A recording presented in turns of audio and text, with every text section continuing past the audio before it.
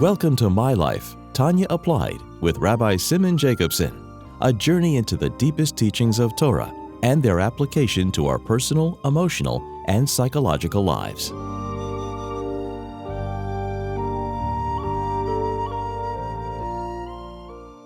A good tevach, a good week.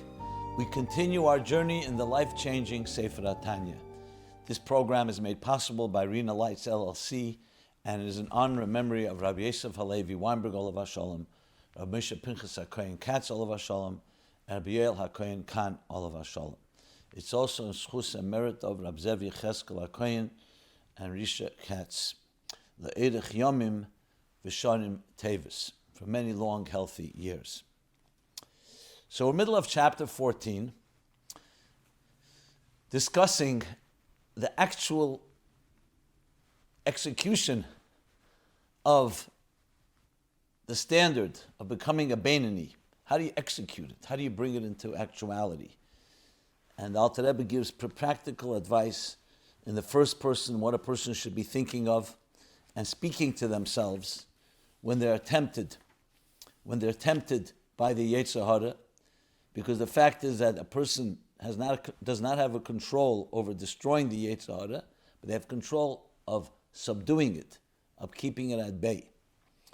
And that is what we learned, the process of how a person is able to be a Beinoni, because midas ha-Beinoni is midas kol adam, achareh kol adam yimshach. It's the very personality of the nature of the person, as we discussed at length. That which is dependent on the heart, meaning it's not dependent purely on what you choose to think, speak, or act, but the things that are emotions, the emotion of the animal soul is there. So therefore it will be drawn to material pleasures. So that a person should be mos, mamish, shara mos, mamish belev, that it should find the negative, the evil, despicable, that's not something that a person, that's not possible every person to have.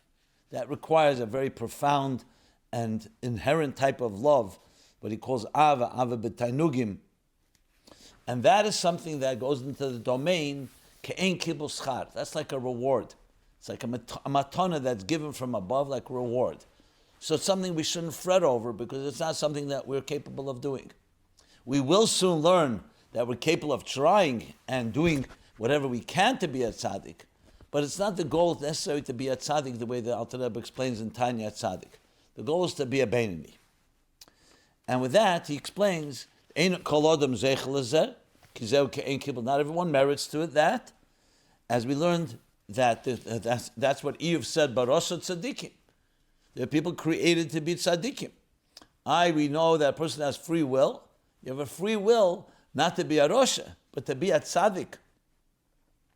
In the fullest sense of the word, according to Tanya, that's not something that's, you're created that way. And he finally brings from the Tikkunim, that there are different levels of souls. We're created. Different souls are brought into being initially, not up to us. And he said, mini madregas ubchinas of neshamas. Shesh neshamas kama mini madregas ubchinas. Chsidim, gebedim, hamizgabrim mal yitzram, maritera, neviim, tzadikim, including tzaddikim. So all that demonstrates that there's an actual level of a soul. That's the way we're created. We have to be the best we can possibly be. And in this context, especially, Beinoni is the thing that we are looking to seek to be, which is total self-mastery and self-control, not transforming your very essential personality. That's not what is expected. But still, even being a Beinoni is quite an achievement. But even further than that, we will learn that it's expected to try to be a tzaddik as much as possible, as we shall learn soon. But now comes Alter Rebbe, and he goes back to what we learned in chapter 1. The whole Tanya began, Mashbi and Eseti Tzaddik, Valti Rasha. So Alter Rebbe has answered several of the questions that he asked in chapter 1, but now he's going to introduce another question, which he did not mention back then. And the question is the double shavua here, the double expression. So let's read on now. Ubezeh yuvin keifel loshen hashvua ti tzaddik valti rasha.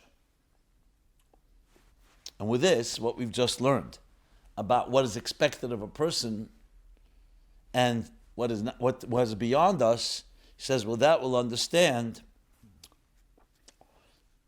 the kefla loshen, the double expression, the repetition of the oath, which says that what? Be a tzaddik and do not be a rasha. The l'cheira temua is seemingly strange. Because after we've been made to swear an oath to be a tzaddik, what's the point of making an additional statement, a further oath, don't be a rasha? It seems to be included in it. If you're a tzaddik, you're automatically not a rasha.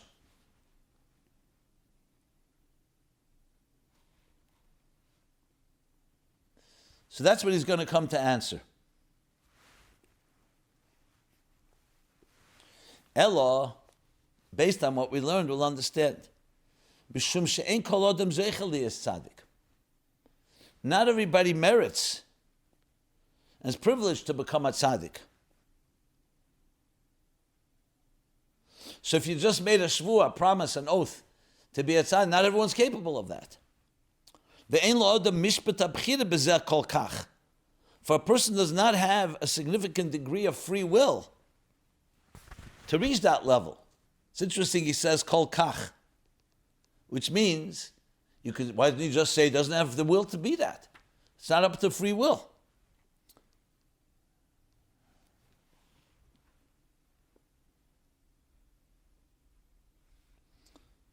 Because we're going to learn shortly that we do have the freedom, the free will to aspire to it. And in some ways, in some microcosmic way, in some subtle way, to actually achieve that to some extent. Which is also going to explain why we given the oath not be a tzaddik, to be a tzaddik rather, when it's not possible. But we'll soon get to that. He says, kol kach. We'll get back to it. I'll review it shortly again. But I just wanted to make that emphasis. So, a person doesn't have that much significant degree of free will to do what? Lisaneg al Hashem be'emes. Like we said earlier, that the tzaddik lisaneg al Hashem be'emes, to experience a steady and true pleasurable love. That's a particular neshama, but also tzaddikim, special souls are capable of that. That's on the positive side. Ushiyya haramos mamish be'emes.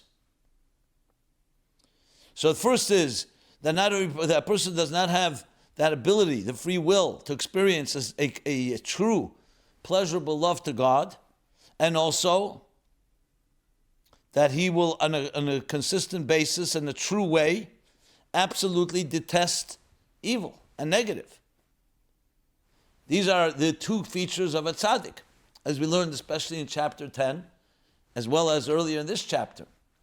So a person doesn't have mishpat b'chiri, doesn't have the degree of the free will, the rule of free will on this so much. That's why comes the second half, the second oath. Therefore, l'chem mashbi'in shenis. Therefore, since he cannot accomplish that first oath, at least not in the fullest sense of the word, that's why he's made to take a second oath.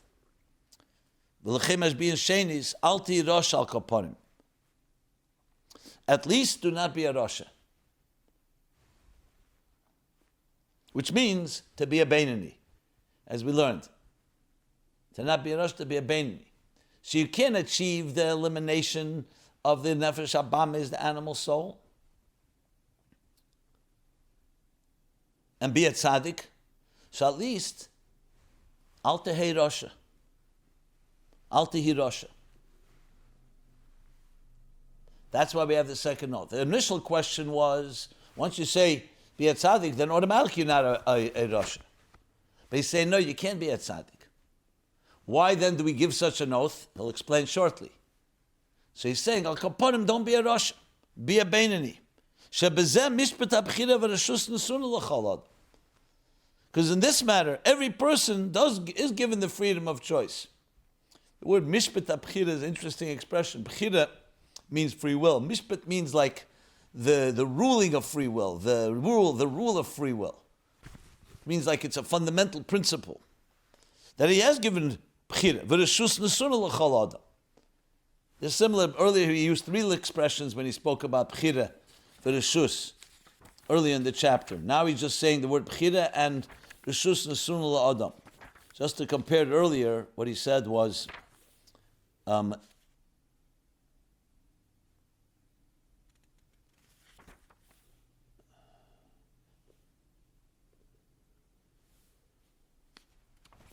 words were like this. He said, now he doesn't use the word yechelis. For obvious reasons, that's not relevant here. There he was talking about the whole process. Here he's saying, so this he was given mishpat abchira v'arashus, the freedom of choice and the autonomy and the capacity, limshel beruach tevoseh shebelive, to overcome and rule and control the desires which arise in his heart, ulich bish yitzrei, and to win over his impulse, the negative impulse. Shelo yeh Rasha afilu shah achas kol yomov, so that he will not be a Rasha, even for one moment his entire life, as we learned earlier in the chapter, that a person says to him, I don't want to be a Rasha even 1 second. That a person has complete capacity. Because all he there needs to do there, I say all, but it's still, is something in his control, which is controlling thought, speech, and action. And we've learned that length, that is in every person's ability. That's midas kol adam. So though he can't be a tzaddik in the full sense of the word, at least don't be a Rasha, be a Beinani. Bain, and he reviews again the capacity, because remember the Alter Rebbe is not just giving us the technical, he wants to make it personal. So he goes into detail. Bain bebchinas sur mara, both in the area of turning away from evil, from the negative, refraining from negative behavior, bain bebchinas vasei tev, and the realm of doing good, positive behavior. Why is he adding this? So besides the fact that he wants to make it really drive the point home to the capacity that we have this control, not just in general terms, but say both in refraining from negative behavior and embracing positive behavior, he wants to show that this is something that we have total control over. That's why you can fulfill that oath. Not just in general terms, in specific terms. The ein teiv ela teira, and here the Alter Rebbe adds a new thing in this context. Asay teiv, it says ein teiv ela teira. We talk about good. So one of the explanations, what does teiv mean? Asay teiv. So ein teiv, only the good refers to nothing other than teira. That's what the Gemara says in Brachas. Asay teiv the Brachas, and especially in Avodah Zarah Yutes Beis. Brachas Hey Aleph 5a, and the Gemara Avodah Zarah Yutes 19b.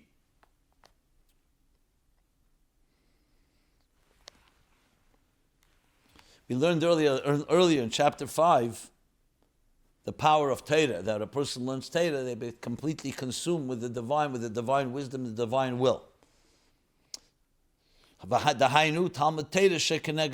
Namely, the study of Torah, which is equal to them all. Like the Mishnah says in Peah right in the beginning. Why is he bringing this? Why is it relevant here to tell us this?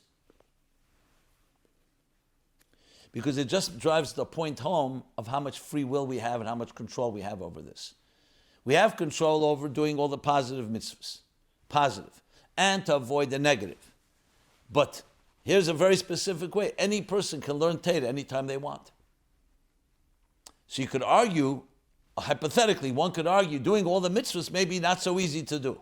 But the mitzvah Talmud Torah, this is something every person has the capacity to do. So therefore, he has the capacity, therefore, to fulfill the oath to not be a Rasha at all, because all is learning Torah, and Torah is Talmud Torah Keneged Kula.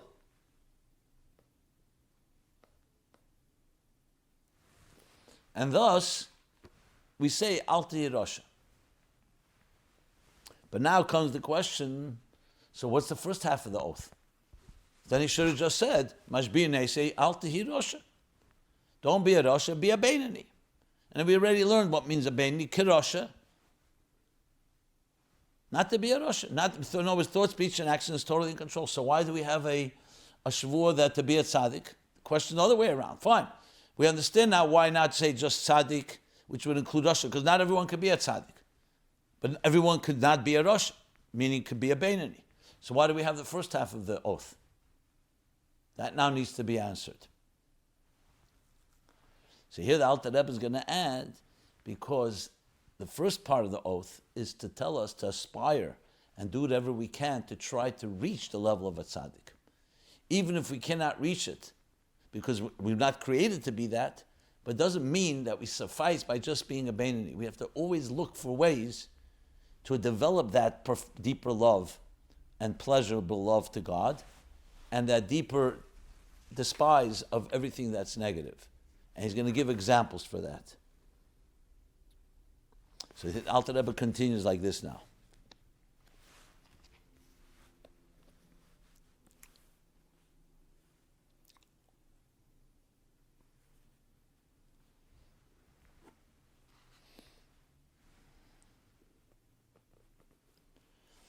Ach, af al pi kain. Nevertheless, even though we just said that your main focus is to be a Beinani, not to be a Rasha, because that's in your control and your free will, being a Tzaddik is not, that's why we have the second half of the oath. Nevertheless, af al pi kain, tzarich likvei lo itim, a person ought to designate some time, gam kain, losis eitzes benafshe, to seek advice for a soul. It's an expression from Tehillim, Yud Gimel Gimel 13:3. Lias meyes bara, to develop a disgust for everything that's anti-God, everything that's evil. To develop a full disgust that's natural, like a tzaddik, that's not what he's saying now. But we're telling you that in addition to your ability to not be a Rasha, to be a Beinani, you also have the ability, and that's the oath. It's an oath, which also in the Sinas Koyach, Mashbiyin from the word Mazbiya, to satiate, to feed us. To do what? To aspire to be and develop some form of disgust for evil, as well as pleasure for God, which we'll soon read. And he's going to give an example. Here's an example. The Gemara tells us one of the eitzes, when a person has sexual temptation, called taivas noshim, so the Gemara in Shabbos, Kuf Nun Beis Aleph, 152a,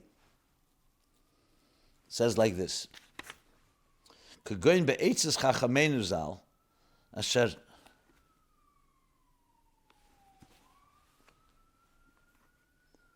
Chames melei tzeya ukahai gavna. Isha chames melei tzeya ukahai gavna. What's the eitzah? That when a person is desiring a woman that's not appropriate for him, so we know that desire can be very consuming.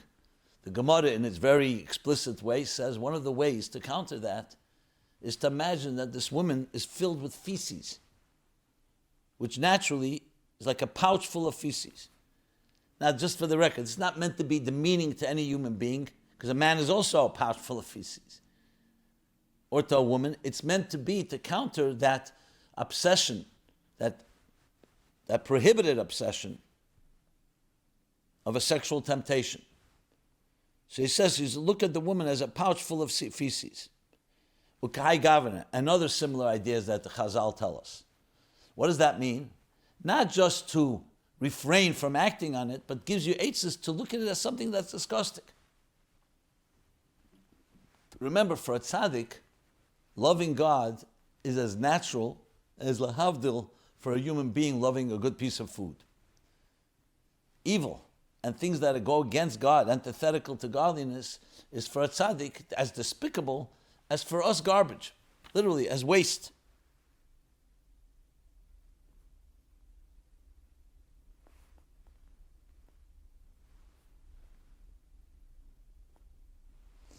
which is repulsive to a person. So since most of us don't feel that repulse because we don't see and we're not that sensitive, so the Gemara is telling an Eitzah that should you be challenged in a time where you've consumed or you're affected by a sexual desire, so one of the ways is to think of that person as something completely undesirable, something repulsive. And again, I want to emphasize the Gemara is not saying that person is repulsive. It's an eitzah to you, to the individual who's looking at something you shouldn't be looking at, you shouldn't be desiring, how to develop. So what do we see from this? That the idea of despising negative, like we despise feces, like we despise something of waste that's repulsive, is everyone has ability to meditate on that. That's why the Gemara gives the eitzah, because if you could say a person doesn't have that, then it's only for a tzaddik. But the Gemara says that's an advice to everybody.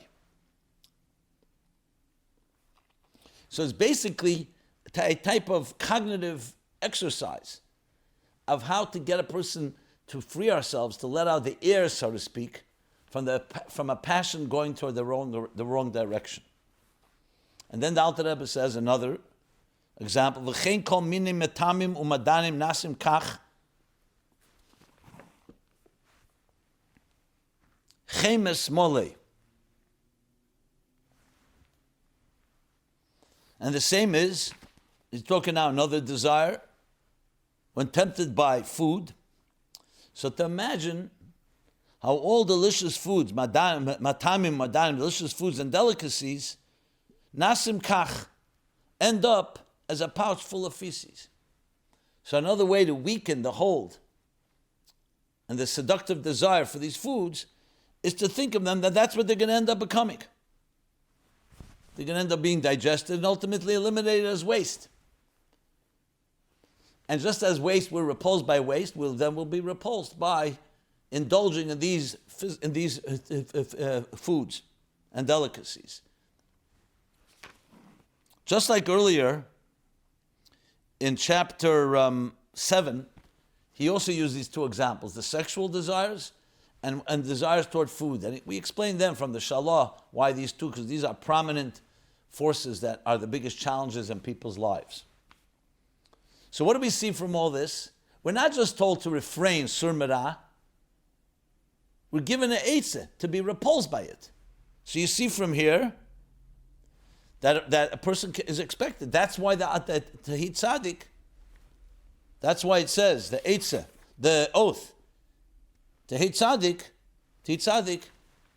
to aspire to do what a tzaddik does, which is to be repulsed by these negative things. And the Alter Rebbe then concludes, V'chein, kol tainuga elam hazeh.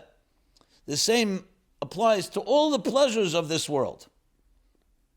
That what? HaChochem re'eh haneled mehen. The wise person sees the future outcome of them. The Gemara says, Ezu chochem hare'es haneled. Who is the wise person? The one who sees the outcomes. He sees the birthing, the consequences of behavior. It's the Gemara in Tamid, Lamed Beis Aleph, 32a. So a person looks ahead. That's what a chochem is. A sheita is a fool, just looks at the moment of instant gratification. The chochem sees ahead. And what does he see? Sheseifen lirkei v'lias rima v'ashpa.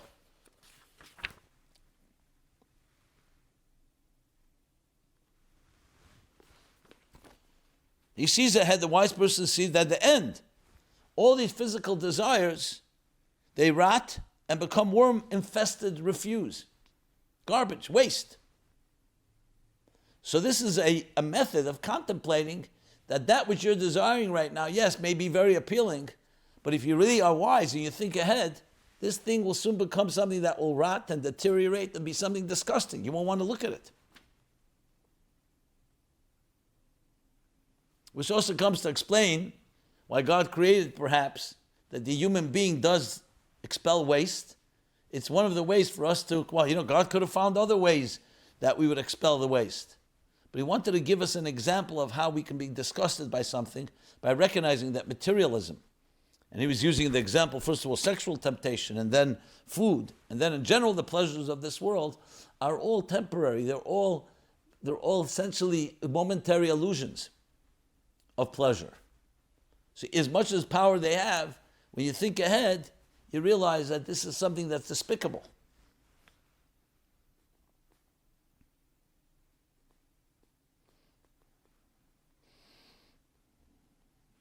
So this is something, that's why we're given the first half of the oath. It's not just enough to control your thought, speech, and action.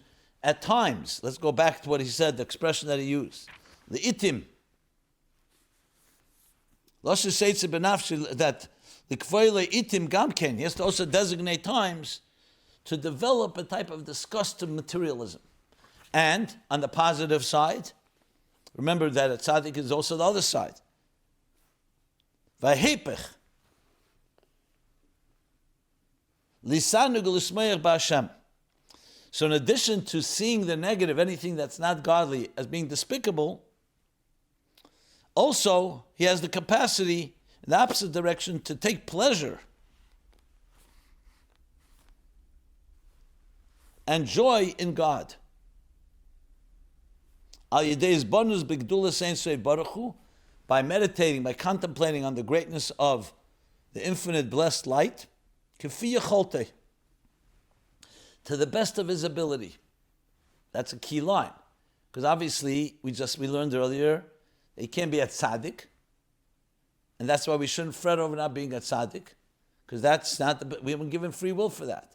But the aspiration, as much as possible, according to your ability,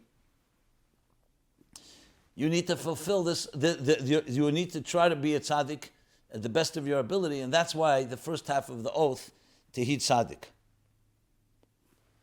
And he continues,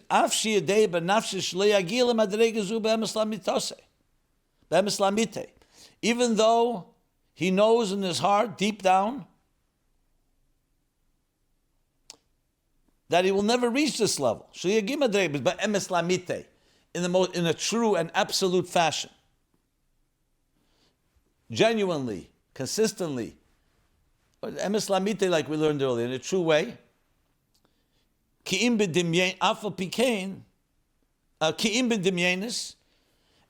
as demyenis is illusions, but you could say as wishful thinking or a type of hope.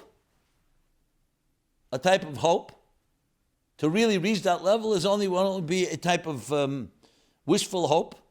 Afa pikein, even though he knows that, Afa pikein hu yaseh shaloi lekaimes ashvur shemabishbiyim tihi tzaddik.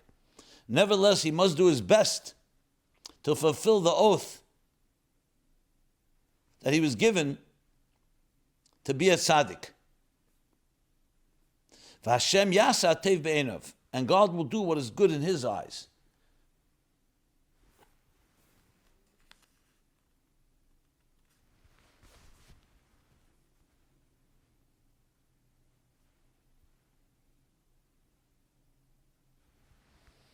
In other words, it's not our business to figure out what God will do. We have to do our part.